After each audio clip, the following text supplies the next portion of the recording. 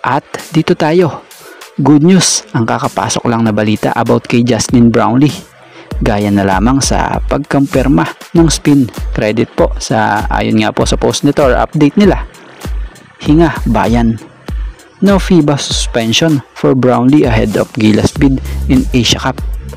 So batay pa nga sa report, Justin Brownlee cleared by FIBA, eligible to play for Gilas in Asia Cup campaign. So di na natin pahabain pa. Ang maganda at good news nga yung napatunayan na inosente itong si Brownlee. Hindi tulad ng mga paratang na binibintang sa kanya ng ibang mga bashers. Nakala mo naman may nagawa ng tulong or ambag sa bansa. Bukod pa dun, makakapaglaro nga po itong si Justin Brownlee para sa Gilas Pilipinas daw walang kahit anong balakid.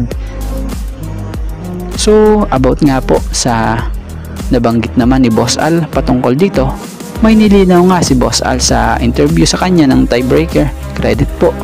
Base sa ilang pagkakaintindi natin, walang suspension kay Justin Brownlee at mali yung chismis. About naman sa injury noon sa daliri ni Brownlee, ayon sa pagkakaintindi natin sa nasambit ni Boss Al, so dito inoperahan si JB, naoperahan ng araw nung nakaraan pa. At fighter nga raw itong si JB, kaya nakasisigurado na maglalaro ito. So about sa concern kung makakapaglaro ba daw ito sa Asia Cup, so ang sagot po dito ay makakapaglaro nga raw po ito. Naglaro nga raw kasi si Justin Brownlee nung may bali kahit ayaw nilang paglaruin na ito, pero mismong si Brownlee nga raw ang nagsabi na maglalaro siya. So balita pa ngayong July ay po pwede muli ito makapag-shooting na. So yun, ang mahalaga ngayon makakasama ng Gilas Pilipinas si Justin Brownlee sa kanilang kampanya sa FIBA Asia Cup na gaganapin nga po sa Agosto.